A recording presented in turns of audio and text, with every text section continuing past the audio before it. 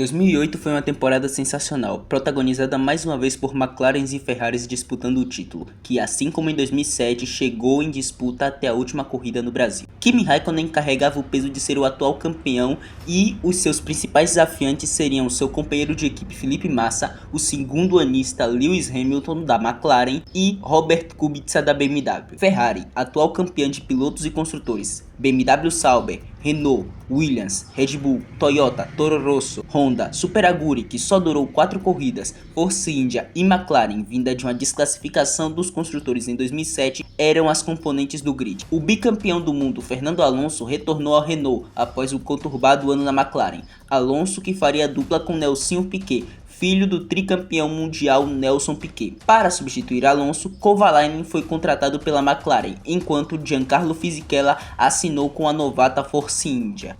Assim como em quase todos os últimos anos, a temporada teria início na Austrália. O ano começou com loucura na Austrália, com apenas 7 carros finalizando a corrida e se contarmos a desclassificação de Rubens Barrichello, esse número cai para 6. Hamilton fez a pole e venceu, seguido por Heidfeld e Rosberg no seu primeiro pódio na categoria.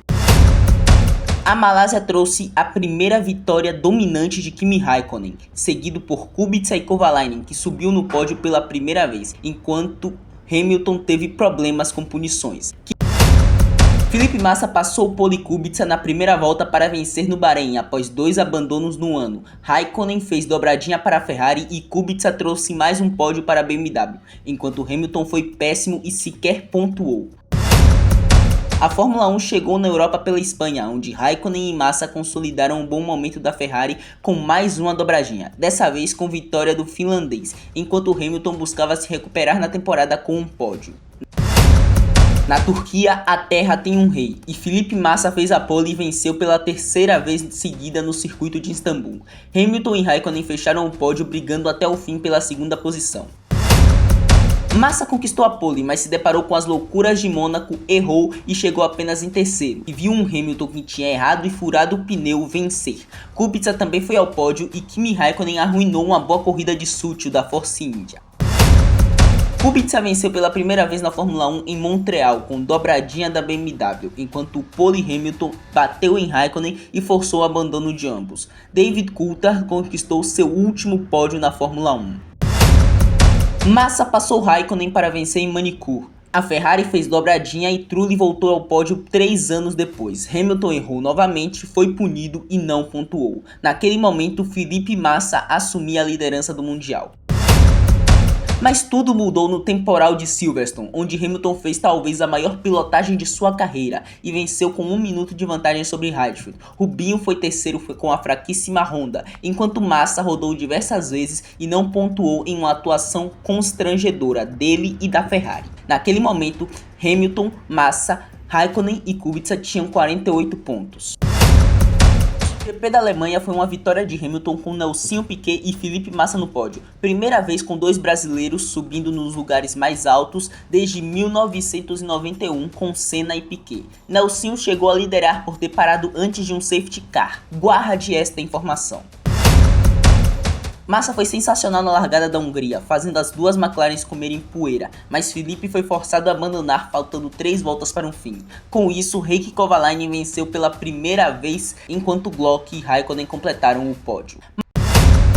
Massa voltou a vencer em Valência, com Hamilton e Kubica no pódio, mas a Ferrari soltou Raikkonen com a mangueira presa e fez ele perder tempo. Guarde mais essa informação também. A vantagem de Lewis Hamilton naquele momento ainda era de apenas 6 pontos. Em Spa, Hamilton chegou a vencer, mas caiu para terceiro após ser punido por cortar a buzz stop em uma ultrapassagem. Massa herdou a vitória e Heidfeld foi para segundo. Na chuva, Raikkonen abandonou após perder o controle e bater. Uma história de brilhar os olhos aconteceu no templo do automobilismo. Em uma Toro Rosso, o jovem Sebastian Vettel conquistou uma pole position inacreditável. E se não bastasse, venceu em Monza de maneira quase mágica. O piloto mais jovem a vencer a única vitória de um motor Ferrari que não foi da escuderia Ferrari. Após a corrida, apenas 1 ponto separava Lewis Hamilton de Felipe Massa. Singapura foi a primeira corrida noturna da história da Fórmula 1 e foi vencida por Fernando Alonso, após um golpe de sorte de parar antes de seu companheiro Nelsinho bater. Acontece que tudo isso foi uma manipulação de Flávio Briatore, inspirado naquele GP da Alemanha que Nelsinho virou líder por ter parado pouco antes do safety car. Estamos falando do famoso Crashgate. Briatore e Pat Symonds foram punidos, Alonso e Nelsinho absolvidos. Além disso, com Kimi Raikkonen em Valência, a Ferrari soltou Massa com a mangueira presa, o que fez com que ele perdesse tempo precioso e acabasse não pontuando.